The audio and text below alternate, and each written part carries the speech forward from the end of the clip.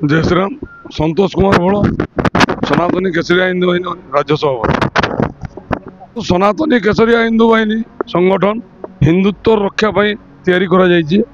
आज पश्चिम बंग रे हिंदू असुरक्षित आपण मैंने देखिए विगत किछि दिन तले भारत सरकार संसद भवन रे लोकसभा एवं राज्यसभा रे वक्फ बोर्ड बिल को संशोधन करी गोटे बिल आगत करथिले एवं ताको वोटिंग माध्यम रे पारित मध्य करथिले।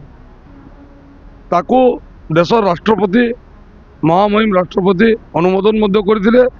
किंतु दुखर घटना पश्चिम बंग सरकार यही बिल को विरोध करी सेठी विद्रोह आरंभ करथिले, दंगा परिस्थिति सृष्टि करथिले एवं दंगाकारी को सेठिकार मुख्यमंत्री सेठिकार राज्य सरकार सहयोग करुथिबारु समर्थन दउथिबारु आज आमे ए विक्षोभ प्रदर्शन कलु। सनातनी केसरिया परिवार तरफ मास्टर कैंटीन छकरे विक्षोभ प्रदर्शन कलु एवं पश्चिम बंग मुख्यमंत्री ममता बनर्जी को शपथलिका दाह कलु। तत्सहित आम केंद्र सरकार को किसी नवेदन आपण गणमाध्यम माध्यम जन देवा चाहूँ नवेदन करुचु जे पश्चिम बंग शांति फेराई आने एवं हिंदू को सुरक्षा देवाई यथाशीघ्र पश्चिम बंग राष्ट्रपति शासन लागू करा जाऊ।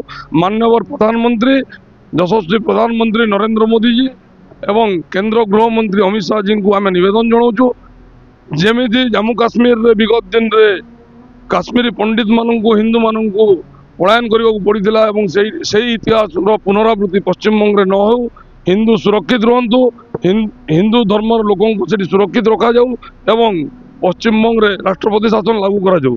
आपण माने जानिथिबे विगत 5 दिन भितर पश्चिम बंग रु 500 रु 700 हिंदू परिवार पलायन कर सारी जहाँकि अत्यंत दुखदायक घटना। गोटे हिंदू राष्ट्र रे जदि हिंदू पलायन करेंगे अनुप्रवेशकारी मुसलमान धर्मर लोक आसिक से देश में राजत्व करेंगे ताठू दुखदायक घटना आउ ए देश में किसी ना।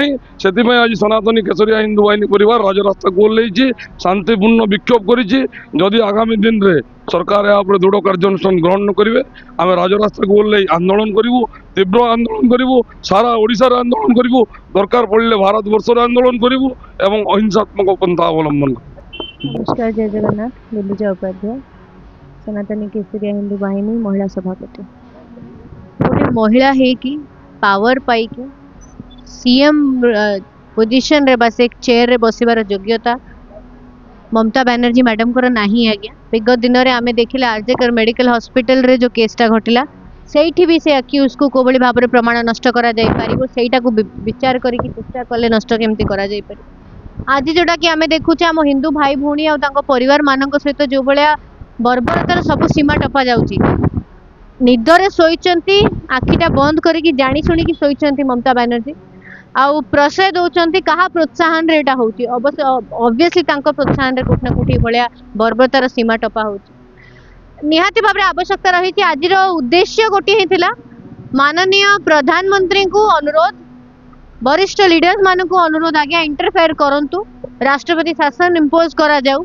आवश्यकता अच्छी ना कोठना कोठी जोठी जो आम कहे हिंदू राष्ट्र कथा कहे आम सनातन कथा कहे से आमरी लोक रही आज्ञा आ अदर कम्युनिटी लोक राज करेंगे।